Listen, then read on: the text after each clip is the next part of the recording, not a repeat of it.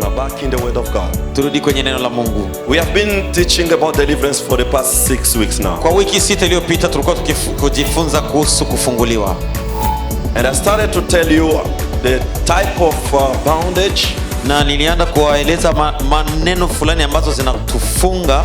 And other teachers and preachers came after me. Na wengine walimu walikuja baada yangu. But I want to close to summarize those teaching into 3 main things. Nataka kuchukua yale yote ni yaweke kwa maneno matatu.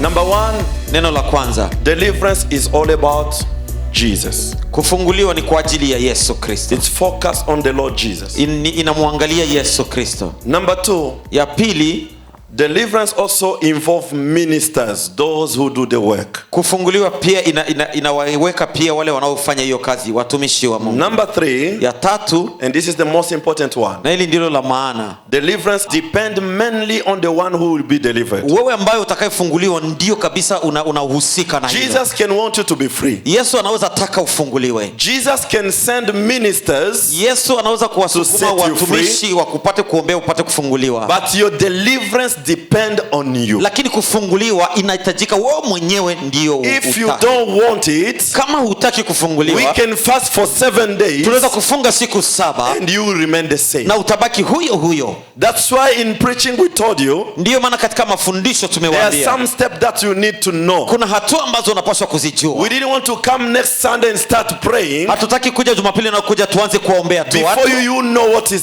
going on. Hujajua kitu kinachoendelea mbele. You need to know sharti ujue how you are bounded. Jinsi gani unavyofungwa. You need to know what is going on in your life. Nini inayoendelea katika maisha yako. So we are not just coming here on Sunday and start praying. Hatutakuja hapa tu Jumapili tuanze tu kuomba. Like the soldiers who are just shooting guns. Ni kama maskari ambao wanatupa tu masasi nje. They don't know where the enemy is. Na hawajui adui yuko wapi. So we need to go to the 6 weeks. Tunahitaji kwenda kwa hizo siku to help you to know where is your problem. Ili kwamba upate kutambua na kujua shida yako iko wapi. And we described a lot. Na tumezungumzia mengi sana. In 2 words, kwa maneno mawili, some of them can come from you.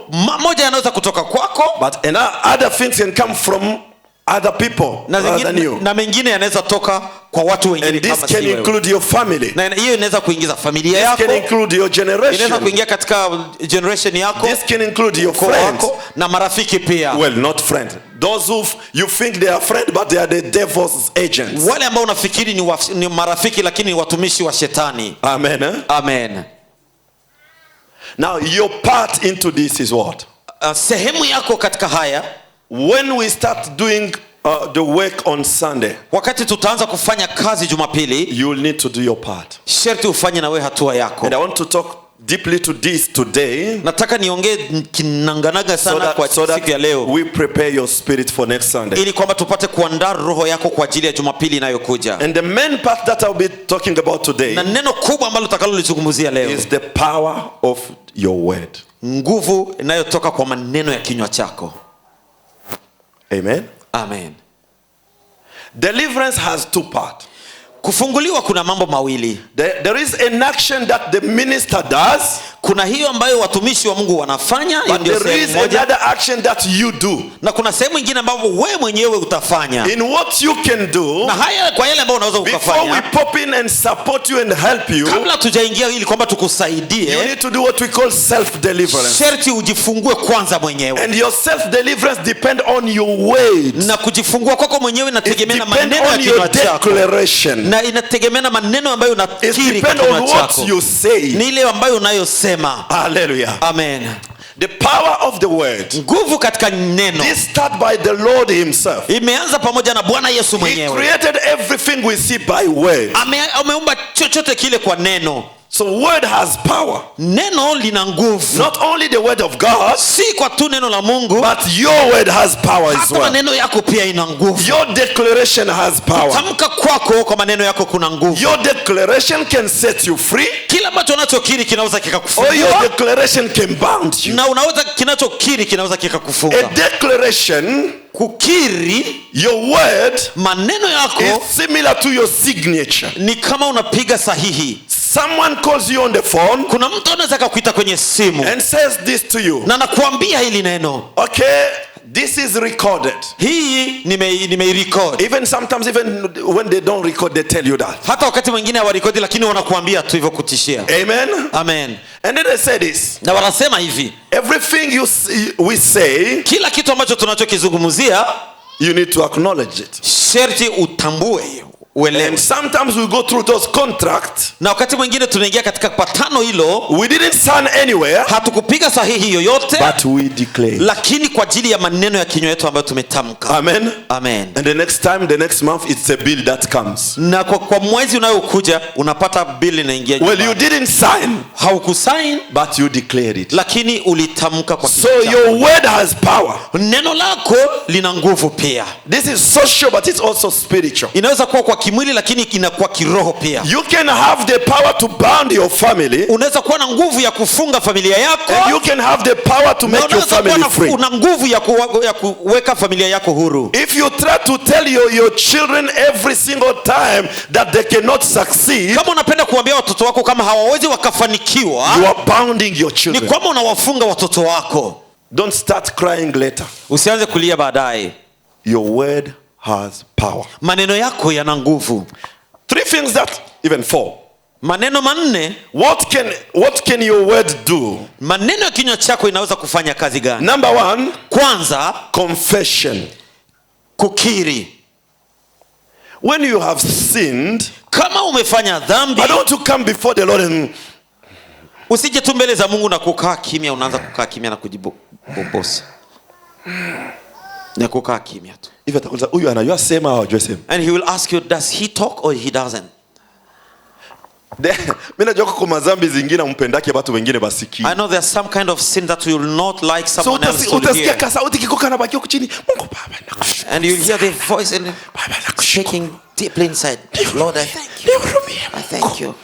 Saa nyingine sauti inatoka. Asante Yesu kwa kunishindia. Your voice comes out. Thank you Jesus for helping me to overcome. Well, mimi sikwambia sema uconfess mpaka watu wote basikie dhambi zako. I'm not telling you to speak it loud so everyone can hear your sins. Lakini nikwambie hivi. But let me tell you this. Zile dhambi uko unafuchika. The sin that you are hiding. Kuko siku tutazisikia hapa wazi wazi. There is a day they will all come out. Bila wewe kujua. Without you knowing. Kutakuwa siku tutafanya maombi. Utaanza zitatalika mwenyewe. You will be speaking them out by yourself. Mbele hujangoja ile siku. Before even that day comes. Confess them. Just confess them. Zikiri. Amen. Amen. Your word. Hii haiko aseme maneno ya kinywa chako. It is you. Ni wewe mwenyewe. I cannot formulate word to give to you. Mimi siwezi kutengeneza maneno ya kukuambia. And we are not here to tell you when you pray say this.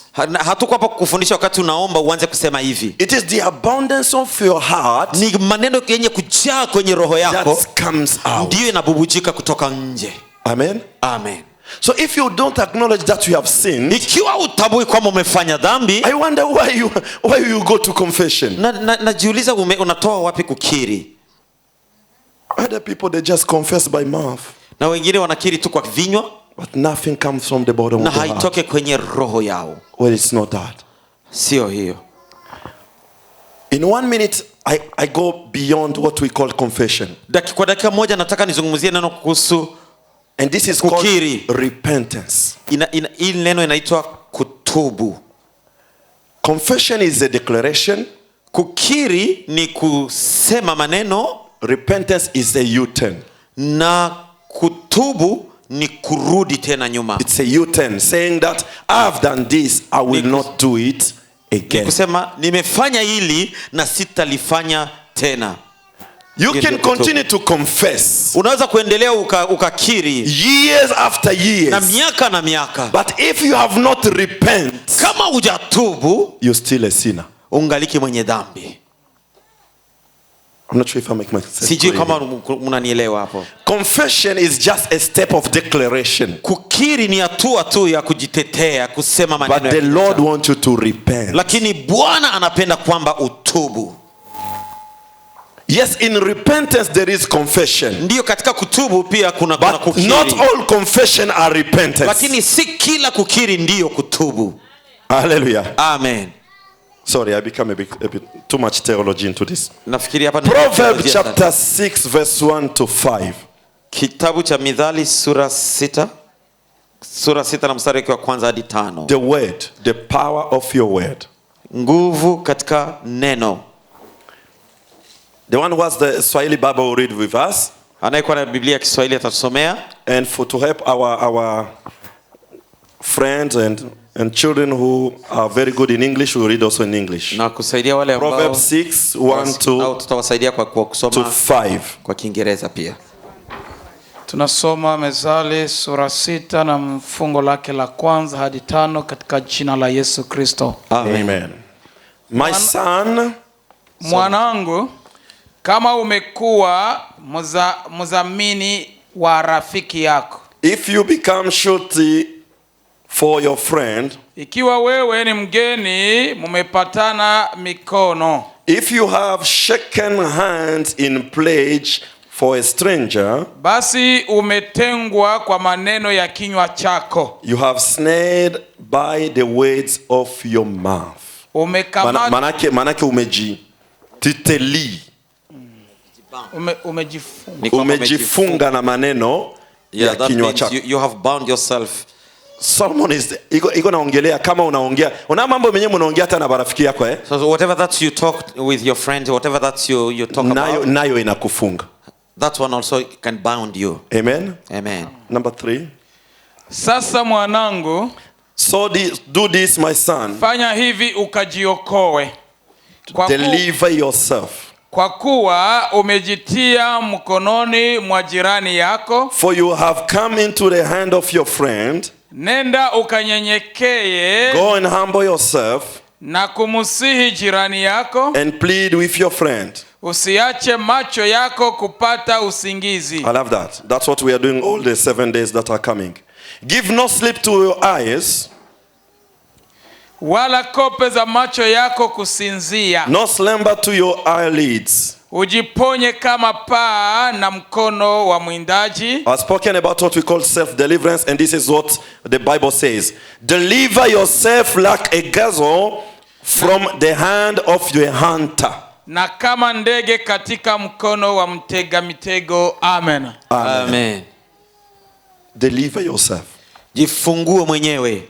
Before we come and pray, kabla tujaja na kuomba, you need to do something. Sherti ufanye you have your part in your deliverance. Wewe pia una sehemu katika kufunguliwa kwako. Even if they are the parent or your grandparent or your generation that brought the bondage, hata kama ni baba yako ama babu yako ama ukoo wako ndio wameleta still your declaration has power. Lakini maneno ya kinywa chako ina nguvu pia. Are you here with us? Amen.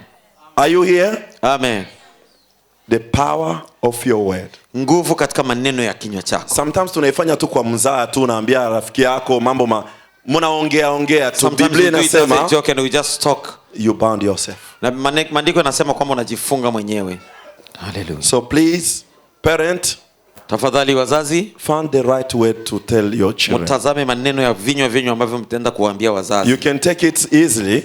Unaweza kuichukua tu hivi kwa juu, but remember it will happen. Lakini kumbuka kwamba itafika siku moja. Remember it will happen. Kumbuka itamtokea huyo mtoto siku moja. Ask your children to be raised in the name of the Lord. Na uambie omba Mungu watoto wapate kuokoka katika njia ya kuogopa Mungu. Kama waelewe, you parent, you have done your part. Umeshafanya kazi yako wewe kama mzazi. Amen. Amen. Now number 2. Neno la pili. I said number 1, your word can do confession, and I went further, repentance. Nimesema neno la kwanza kwamba maneno yako inaweza kukiri na kutubu pia. Number 2, ya pili, through your word you can do prophetic declaration. Kupitia maneno ya kinywa chako unaweza kuleta hata maneno ya unabii. So you can speak good things to your life. Unaweza kutabiri maneno mazuri kwa maisha yako mwenyewe. And when the Bible calls it prophetic declaration, that means what you say, the Lord stamp it and will happen. Biblia inasema kwamba ni maneno ya unabii na kile ambacho unakiongea Mungu anakisikia na anakiweka muhuri. Your auntie has declared back home, nyanya yako amekwambia huko nyumbani, you will not succeed. Kwamba hauta your word can change that. Lakini maneno ya kinywa chako yanaweza kubadilisha to your life. Unaweza hata kukutabiri maisha yako. I am that daughter. Na unaweza ukasema kwamba mimi ndio the king, I will succeed. Mfalme na nitafanikiwa. Your word can put prophetic declaration. That's what the Bible says. Maneno ya kinywa chako inaweza kupatia hata neno la unabii katika maisha yako, kusaidia maisha yako. Now what that mean? Ina maana gani hiyo? You will not stop yourself from everything that goes wrong. Hutaweza kujikataza mwenyewe kwa mambo mengi ambayo yanatembea vibaya. If something goes wrong in your life, kama kuna mambo ambayo yatembei vizuri katika maisha yako, you are not stopping there. Hautabaki hapa. I don't want you to come and tell me, sitaki nikusikie na kuja kuniambia, Pastor, this has happening to my life for 6 or 7 years. Sitaki kuja kuniambia, mchungaji, hii imeshapita katika maisha yangu kwa miaka 6 7. I will encourage you to say this. Nitakupatia moyo kwa upate kusema hili. 1000 years before the Lord they are like one day. Miaka 1000 mbele za Bwana ni kama siku moja. Say this to the Lord. Umwambie hili Bwana. This happened to me from yesterday before you.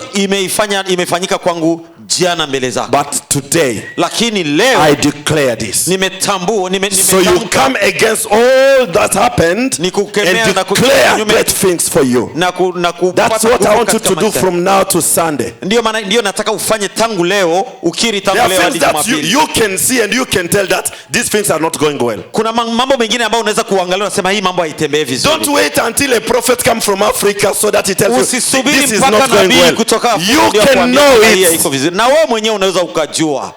Your declaration, kukiri kwako, they can bring prophetic word into your life. Inaweza kuletea maneno ya unabii katika maisha yako. Now 1 Peter chapter 5 8 to 9. Petro wa kwanza sura ya 5 na mstari wa 8 hadi 9. The Bible says that the devil is roaring like a lion. Kwamba Biblia inasema kwamba shetani ni kama simba ngurumaye. To seek who to devour.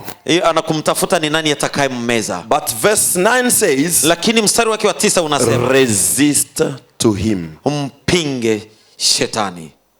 And I want to check this next Sunday when we start praying. Na hii nataka niangalie Jumapili inayokuja wakati tukiomba Mungu. When you start resisting. Wakati unaanza kumpinga. Wakati unaanza kupinga.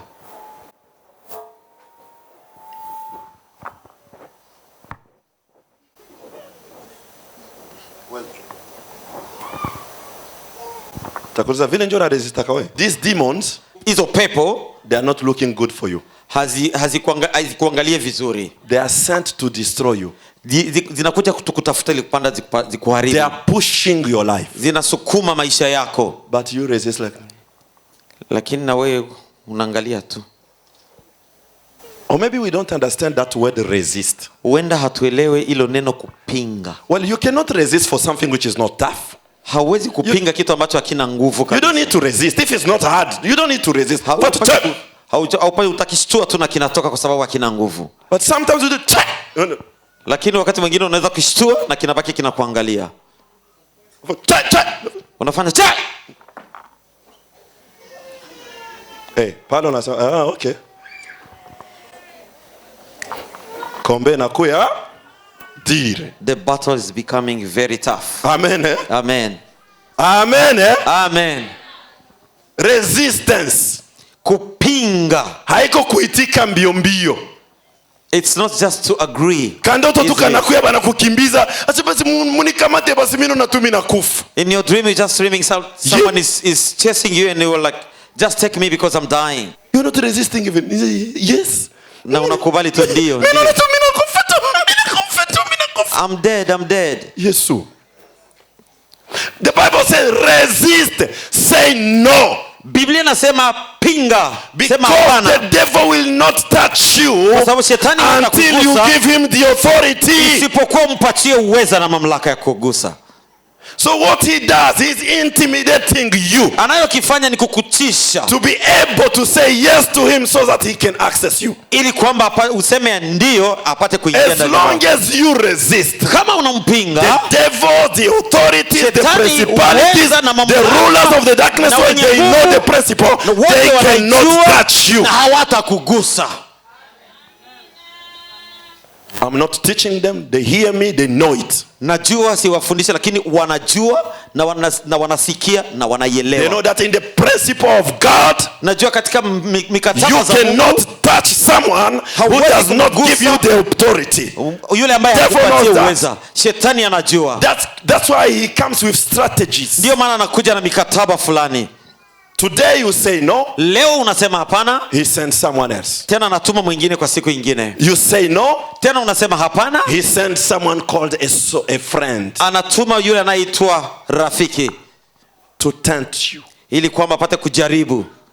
You say no to that.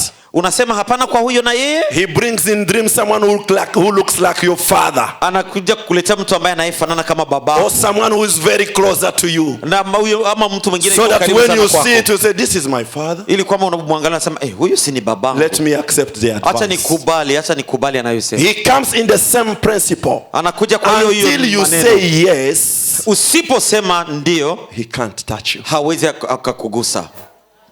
Amen. Amen. Resist.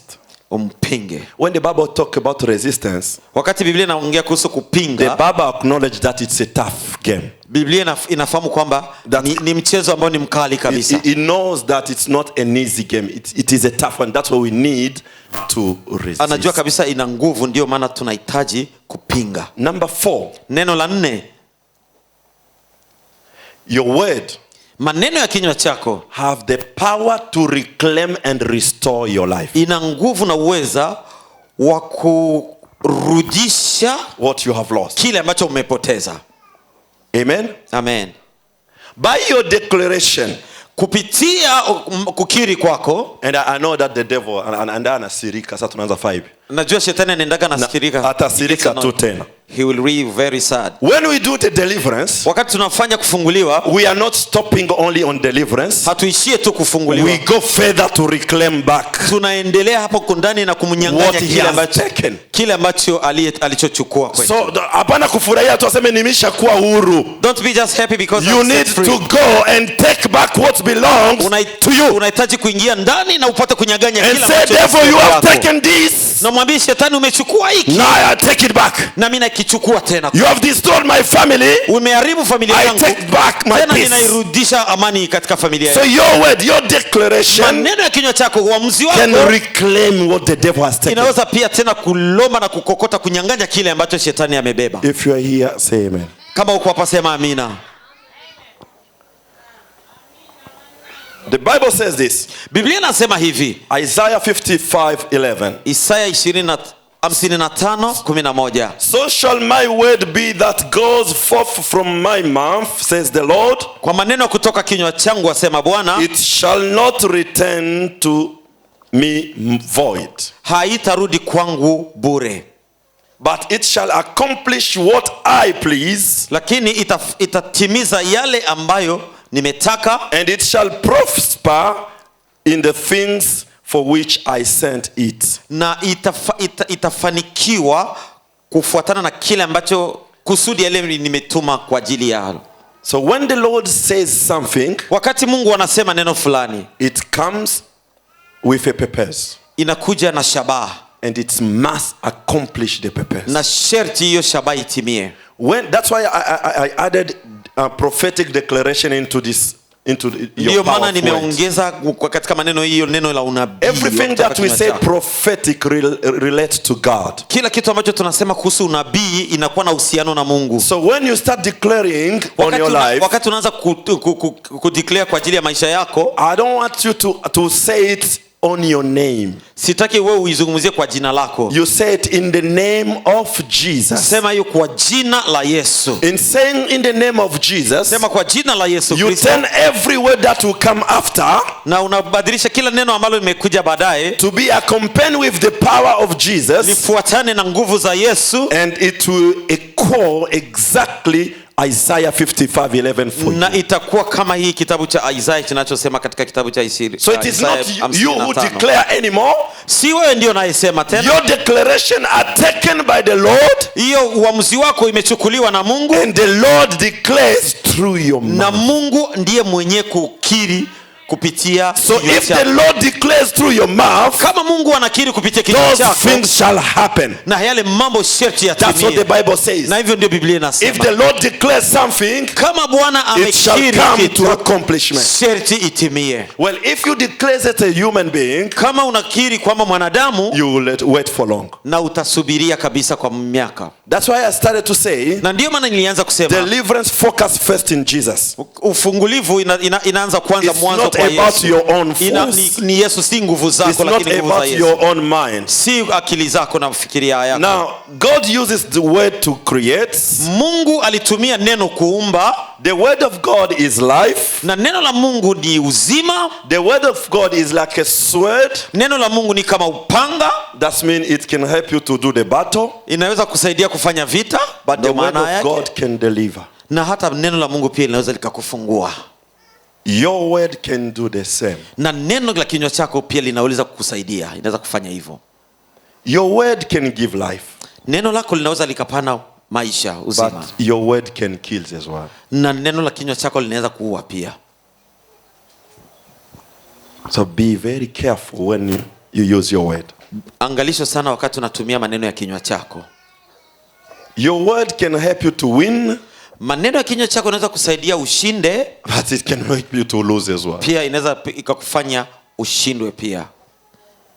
Amen. Amen. So pay attention on your declaration. Fanya angalisho na maneno ya kinywa chako. Even if your enemy become a bit stronger, hata kama adui zako namuona kwamba anakuwa na nguvu zaidi, your declaration need to remain strong. Maneno ya kinywa chako ama uamuzi wako ama kukiri kwako sharti kuwa na nguvu. If they become weak, kama zinakuwa hazina nguvu, the enemy takes control. Na adui yako pia atachukua nafasi kubwa. So I want you to stand so that we pray. Na wauliza tusimame ili kwamba tupate kuomba Mungu. Children, watoto, you know sometimes you grow and you don't understand things fully. Kwa wakati mwingine mnakomaa na hamuelewi maneno, hamuelewi mambo. But even what you say at this stage, hata mambo ambayo mnayozungumza katika hali hii mko nayo saa hizi, can impact your life. Inaweza pia ikasababisha maisha yako yaende jinsi itaenda. So you need to understand it now. Sharti uielewe. Those strong word against your parent, yale maneno ambayo mko mnazungumza kuhusu wazazi wenu, they are shortening your life. Iko inafanya maisha yenu yawe mafupi. That's what the Bible says. Ndio Biblia inasema. So choose the right word to answer your parent. Chunguza maneno ambayo yanayofaa ambayo unaweza kuambia mzazi wako. When you are with your friend, wakati uko na marafiki zako, Proverbs 6:1 says, kitabu cha Mithali 6 inasema, everything you say with your friend it's bound you. Maneno yote ambayo unayozungumza na marafiki yako inakufunga pia. So be very careful to what you are talking to your friend as well. Ufanye angalisho na yale ambayo unayoongea na marafiki zako. Now we're going to pray that the Lord help us to have the stronger declaration that tutenda kuomba Mungu ili kwamba apate kusaidia tuwe na ukukiri ambayo ina nguvu na uweza. A song is just coming into my mind. Kuna wimbo ambao unakuja katika mawazo yangu. It says, mets dans mon cœur Seigneur quelque chose de nouveau. Inasema weka kwenye roho yangu kitu kipya. Iko kwenye Kifaransa inasema hivi. Mets dans mon cœur Seigneur quelque chose de nouveau. Ina maana Bwana tia ndani ya moyo wangu kitu kipya. God puts something new in my heart. Mets dans mon cœur Seigneur quelque chose de nouveau. That's it, you got it. Twende pamoja. Mets dans mon cœur Seigneur quelque chose de nouveau. Quelque chose de nouveau. Mets dans mon cœur Seigneur, oh Seigneur, quelque chose de nouveau. Now I want you to start doing prophetic declaration upon your life. Sasa kusema maneno ya nabii juu ya maisha yako mwenyewe. Next Sunday we will go through your deliverance. Jumapili inayokuja tutaingia katika kipindi cha kuombea kufunguliwa. But now I want you to start declaring good things. Lakini sasa nataka uanze kukiri maneno mazuri juu ya maisha yako. Don't forget to say in the name of Jesus. Usisahau kusema jina la Yesu Kristo. Because that makes your declaration divine. Ile inafanya kwamba uamuzi wako ama kukiri kwako iwe inatoka mbinguni. So think about what you are going through. Fikiria yale unayopitia. Think about what is wrong in your life. Fikiria yale ambayo ni tatizo. And start declaring against everything that's going wrong. Kukiri na kukipinga ile yote. Say good things to your life. Ongea maneno mazuri kwa ajili ya maisha yako. It doesn't matter what they said against you. Haijalishi yale It doesn't matter what is going wrong. Haijalishi mambo gani ambayo Start declaring. Start declaring. Start declaring for your studies, for your school, for your family, for your children, for your parents. Start declaring. Kwa jina la Yesu tunatangaza uzima tena ndani ya jamaa. Tunatangaza uzima ndani ya watoto wa Mungu. Tunatangaza uzima ndani ya maisha yao. Kwa jina la Yesu Kristo tunatangaza yote ambayo imebomolewa ipate kurudiwa. Kwa jina la Yesu. Oh Jesus. Yes Lord. Yes God. Yes Father. Yes Jehovah. Yes God.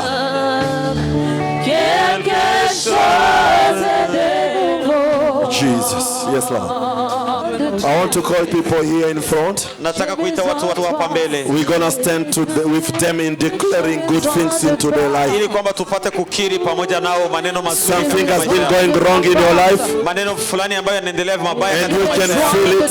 Na unaweza ukaitambua. But you want now to declare good things. Lakini leo unataka kukiri maneno mazuri. Anyone comes. One. Watu watatu yule ambaye yuko tayari anataka. Number 2.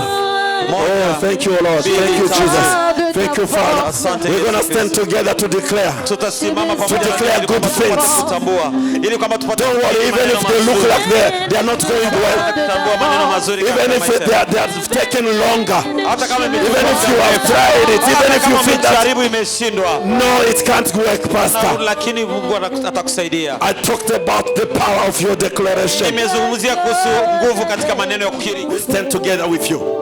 In the name of Jesus, I want you to declare with all your heart. Even if it's long time ago that it has been taken off. Don't worry about the years. The Lord can change your circumstances in 1 minute. In the name of Jesus, start declaring. Start declaring. In the name of Jesus. Father, we stand with all the people here, Lord, to declare change. To declare change into their life, Lord. For those things that I went very bad, those things that are not working, Lord, we declare now in the name of Jesus. Father, you ask us to declare. You ask us to declare in the name of Jesus. In the name of Jesus.